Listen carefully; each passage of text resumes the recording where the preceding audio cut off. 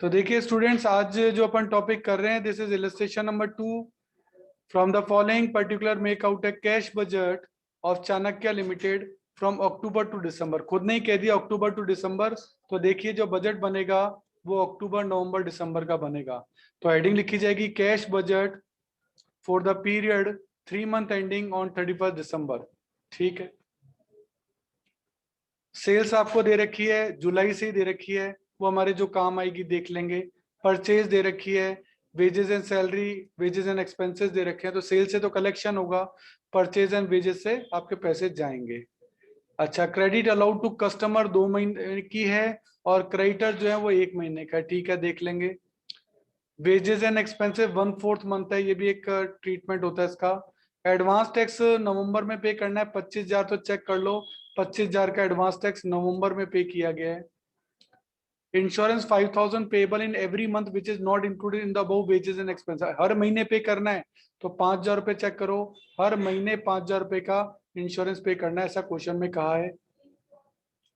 Machinery purchase in दिसंबर 1,50,000, तो check कर लो दिसंबर में 1,50,000 का पेमेंट है मशीनरी के लिए। और आपको कहता है 10% sale and purchase are made for cash, यानी ये कैश सेल है, यानी बाकी का 90% क्रेडिट है। ठीक है, selling commission is payable 5% on sale payable in the third month of sale, यानी जिस महीने सेल होगी उसके तीसरे महीने में पे करना है, वो भी देखेंगे। और बैंक बैलेंस 1 अक्टूबर को 1 लाख दे रखा है, ये ओपनिंग बैलेंस 1 लाख रुपए अपन ने यहाँ ले लिया। तो कुछ इंफॉर्मेशन तो डायरेक्ट ही पुट हो रही है, अब एक एक करके सारी इंफॉर्मेशन अपन लगाते हैं। तो इसने कहा 10% sales and purchase are made of cash, 10%। तो देखो अक्टूबर की सेल्स कितनी है, 6 लाख, तो 6 लाख का 10% हो गया 60,000। नवंबर की सेल है 4,50,000, इसका 10% हो गया 45,000। चेक करो, ये कैश सेल्स के नाम से यहाँ दिखा देंगे, ये देखो। तो ये आपका हो गया कैश सेल्स का। कैश परचेज भी ऐसे ही है, चेक करो। अक्टूबर की परचेज है 3 लाख, 10% हो जाएगा 30,000। नवंबर की परचेज है 2,50,000, 10% हो जाएगा 25,000, यानी 30 और 25। चेक करो, ये आपकी कैश परचेज आ गई। तो ये कैश का तो काम हो गया, बाकी बची 90% क्रेडिट, उसके लिए लिखा है credit allowed to customer 2 month, यानी 2 महीने बाद आएगा। तो देखो इसका मतलब ये हो गया कि अगस्त की सेल जो है ना वो आपको अक्टूबर में मिलेगी, तो अगस्त का 10% तो अगस्त में मिल गया, हो गया 3,50,000 का 10%। बाकी 90% यानी 3,15,000 अगस्त का, वो आपको मिलेगा अक्टूबर में आके। तो चेक करो 3,15,000 अक्टूबर में आके मिला है, that's called cash collection from debtor. और देखो सितंबर का जो 4 लाख है, सितंबर का जो 4 लाख है उसका 90% यानी 360 आपको नवंबर में मिलेगा, तो 360 नवंबर में चेक करो, ये ऐसे मिल जाएगा, इस तरीके से चलेगा। ऐसे परचेज के लिए क्रेडिट जो है ना वो 1 महीने के लिए है, यानी 10% तो कैश ही हो गया था।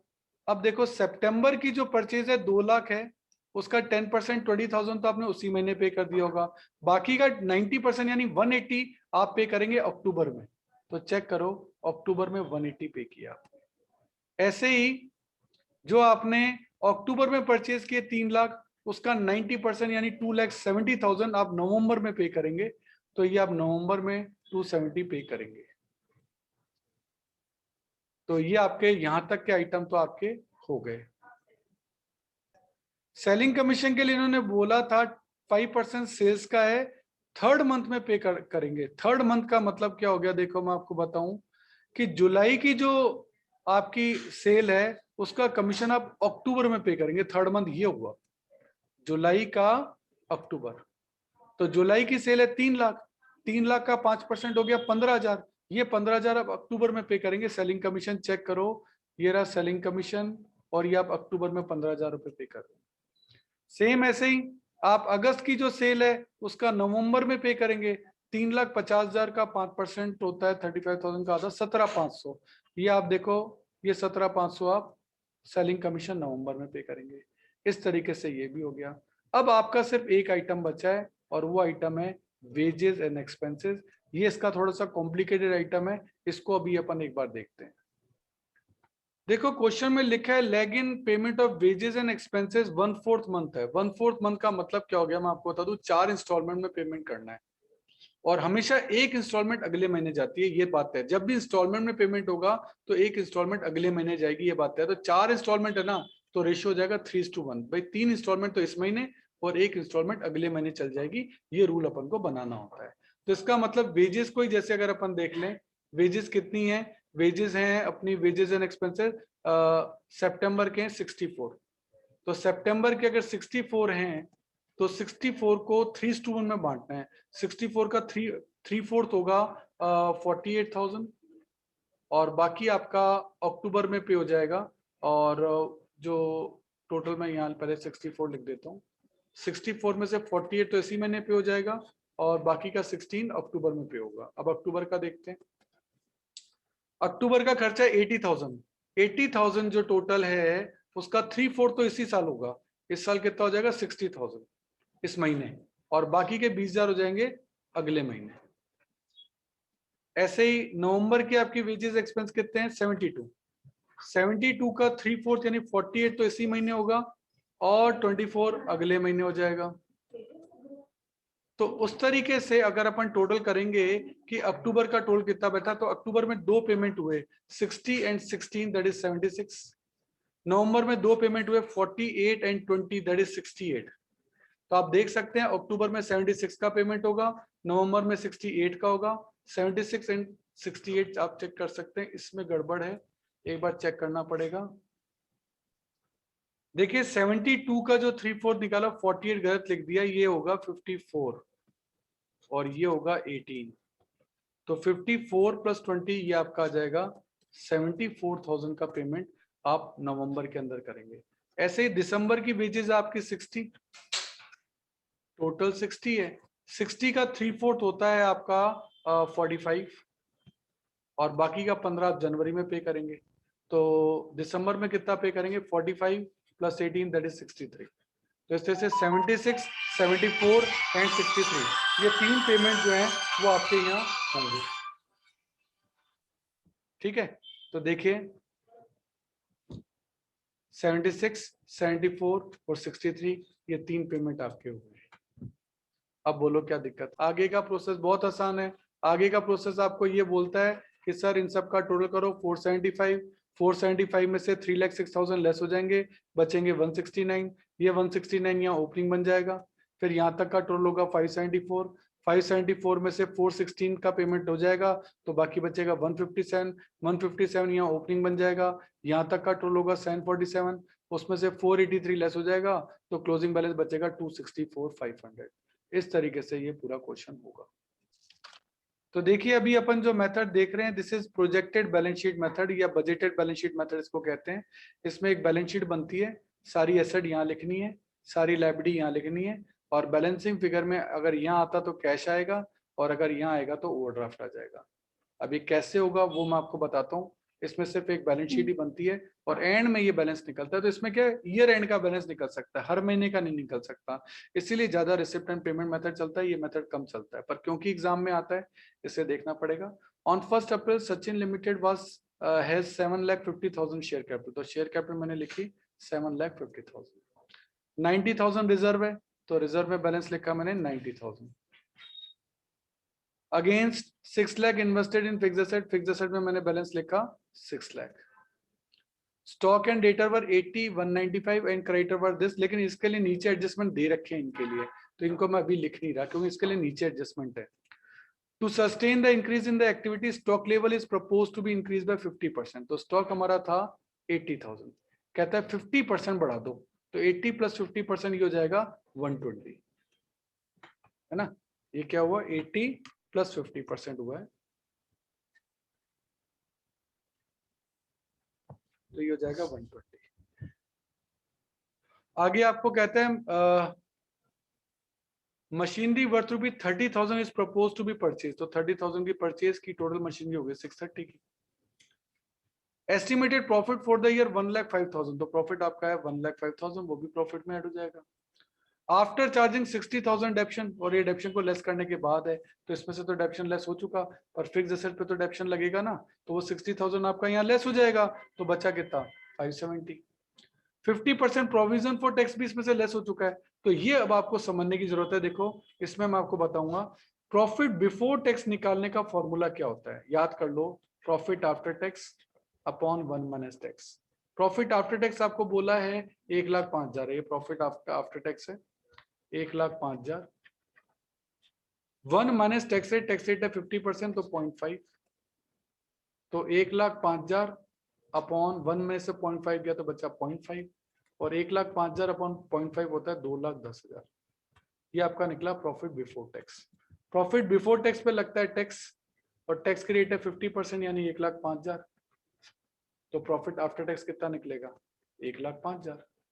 ये सब केवल इसलिए करके बताया कि आपको टैक्स का अमाउंट पता लग सके। ये टैक्स का अमाउंट आपकी क्या है, प्रोविजन फॉर टैक्स करके आपकी लायबिलिटी बनेगा 1,05,000 की।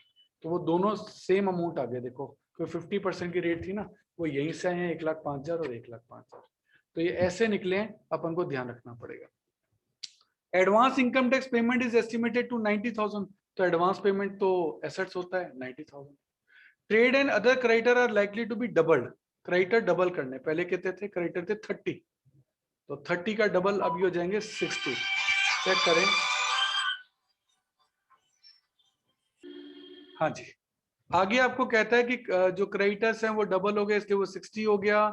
5% dividend is to be paid, 5% dividend paid करना है। डिविडेंड हमेशा शेयर कैपिटल पे होता है। 7,50,000 का 5% डिविडेंड पे करोगे तो आपका वो प्रॉफिट में से लेस हो जाएगा। 7,50,000 का 5% होता है 37,500 लेस हो गया। और 10% प्रोविजन भी बनाना है, कि मतलब पे तो नहीं करना लेकिन प्रोविजन बनाना है। तो ठीक है, 7,50,000 का 10% का, ये देखो ये 10% का डिविडेंड का प्रोविजन बनाया। और ये क्योंकि ये तो पे कर दिया, ये डिविडेंड पेड है, तो ये लायबिलिटी नहीं बना। पर ये 7,50,000 का जो 10% 75,000 है, ये आपने पेड नहीं किया, इसलिए ये देखो ये लायबिलिटी के तौर पे यहाँ आ गया। यानी प्रॉफिट से तो अट गया, लेकिन लायबिलिटी में दिखाया जाएगा क्योंकि आपने प्रोविजन बनाया है, आपने पे अभी तक नहीं किया है। ये बात अपन को ध्यान रखनी होती है। इसको हमने पेड कर दिया तो ये लेस हो गया और सीधा आपका पेड भी हो गया होगा, पर ये पेड नहीं हुआ, इसलिए प्रपोज डिविडेंड आपकी लायबिलिटी भी बनेगा। ये बात ध्यान रखना है। Debtor are estimated for 3 month और सेल है 15 लाख की, तो डेटर आपको निकालने पड़ेंगे। डेटर कैसे निकलेंगे, 15 लाख की जो सेल है वो तो 12 महीने की है, तो 3 महीने की कितनी होगी 375, क्योंकि 3 महीने की क्रेडिट चल रही है। इस तरीके से एसेट्स लग गई, स्टॉक हो गया, डेटर हो गया, एडवांस हो गया। यहाँ का टोटल है 1155, तो यहाँ का भी टोटल 1155 होना चाहिए, पर यहाँ 750 तो ये आ रहा है, इसमें से ये एडलेस होते हुए हो गया 82,500, ये हो गया 60, 75, 15। बैलेंसिंग फिगर में आपका निकलेगा बैंक ओवरड्राफ्ट, आपका क्या निकलेगा बैंक ओवरड्राफ्ट। ये बैलेंसिंग फिगर में निकल गया। इससे हमको पता लग गया ईयर एंडिंग में हमारे पास कितना कैश अवेलेबल होगा 82,500। ये आपको कैश जो है वो पता लग गया। तो ये कैश बजट का एक तरीका है जो कि आपको याद रखना है। देखो इसके लिए एक और इलस्ट्रेशन अपन देख रहे हैं, इलस्ट्रेशन नंबर 3 है। ये आपका कहता है कैश बजट तैयार करिए। इसने तो क्या एडजस्टेड पीएल मेथड से, बट इसी क्वेश्चन का यूज एग्जांपल नंबर 4 में किया गया है, और इसको क्वेश्चन को डेटा तो यही लिया गया इलस्ट्रेशन 3 का, और कहता है कि प्रोजेक्टेड बैलेंस शीट मेथड से करिए। तो ये आपका प्रोजेक्टेड बैलेंस शीट मेथड से हो रहा है। ये आपको प्रोजेक्टेड बैलेंस शीट बनानी है। अब जो जो चीजें वो कहेगा अपन को करनी होंगी। यहाँ एक ओपनिंग बैलेंस शीट दे रखी है, एक नीचे P&L दे रखा है, बैलेंस शीट दे रखी है, और नीचे कुछ एडिशनल इंफॉर्मेशन दे रखी है। उसके बेसिस पर आपको, और एक 31 मार्च को आपकी चीजें क्या है, ये सब चीजें दे रखी है। इसके बेसिस पर अपन को क्वेश्चन को करना है। तो चलिए स्टार्ट करते हैं। क्वेश्चन में क्या क्या चीजें दी हैं देखो। सबसे पहले तो 31 मार्च की चीजें तो एज इट इज ही लिखी जा सकती हैं। डेटर है 166, स्टॉक है 185, और क्रेडिटर है 2 लाख। ये तो एज इट इज लिख दो। ये देखो डेटर 166, स्टॉक 185 और क्रेडिटर 2 लाख। ये तो एज इट इज लिख दो, क्योंकि जब दे रखा है तो वो एज इट इज ही आ जाएंगे। डिबेंचर 1 लाख के हैं तो डिबेंचर 1 लाख लिख देंगे। इक्विटी शेयर इशूड किए 1 लाख के, तो ये तो इशू किए। पहले कितने थे, पहले थे 2,50,000, 1 लाख के और इशू कर दिए तो ये हो गया 3,50,000। तो देखो इक्विटी शेयर 3,50,000 और डिबेंचर उन्होंने 1 लाख बोले, तो डिबेंचर 1 लाख है। इक्विटी शेयर इशू किए थे इसलिए वो लिख रहे थे। तो ये पूरा इंफॉर्मेशन तो हो गया, तब ये तो हो गया पूरा। आगे चलते हैं।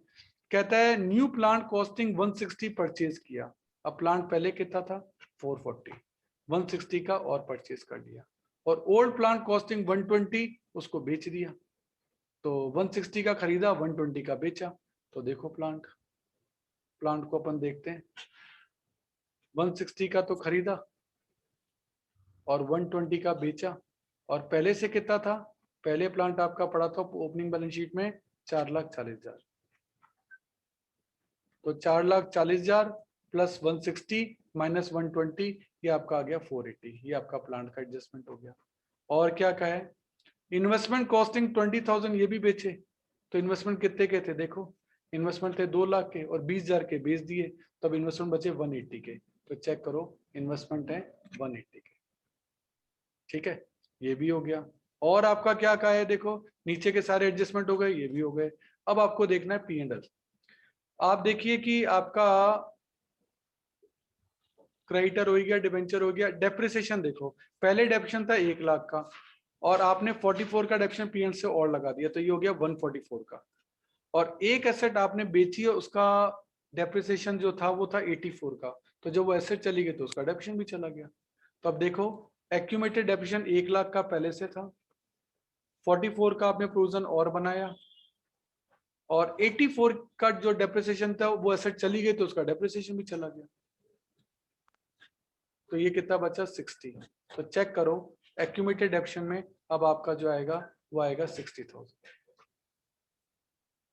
और इसके अलावा आप देखिए आपका जो P&L दे रखा है उसमें P&L का जो बैलेंस है वो देखो, P&L का बैलेंस है 3,08,000, कितना P&L बच रहा है, और पहले से P&L कितना था 267, तो 267 पहले था और 3,08,000 और आ गया, तो ये हो गया 3 और 2 5, 5 लाख 5,75,000 का P&L हो गया, 5,75,000 का P&L आपका यहाँ आ जाएगा। और कोई आइटम बचा नहीं है, बहुत ढूंढना पड़ता है इन आइटम में, तो सारी एसेट्स आपकी कंप्लीट हो चुकी है, सारी लायबिलिटी कंप्लीट हो चुकी है, तो ये लायबिलिटी का टूल ज्यादा आ रहा है, एसेट्स का टूल कम आ रहा था, तो बैलेंसिंग फिगर में आपका यहाँ निकल जाएगा कैश एट बैंक। तो ये भी प्रोजेक्टेड बैलेंस शीट को करने का तरीका हो सकता है कि कौन सी चीज कहाँ से निकलती है, थोड़ा एक्सपीरियंस की चीज है कि कौन सी चीज कहाँ से निकलेगी। पुराने वाले सारे आइटम चेक कर लो कि यहाँ भी वो रिपीट हो गए हैं ना, लाइबिलिटीज भी सारी चेक कर लो कि यहाँ पे रिपीट हो गई है ना, अगर कोई बैलेंस में चेंज हुआ है तो नीचे देख लो, नहीं तो पुराने वाले बैलेंस कैरी ऑन हो जाएंगे। अब डेप्रिसिएशन में जैसे चेंज हो गया, प्लांट में जैसे चेंज हो गया, इन्वेस्टमेंट में चेंज हो गया, क्योंकि नीचे एडजस्टमेंट दे रखे थे, तो इन सब चीजों का ध्यान में रखते हुए क्वेश्चन करना पड़ेगा।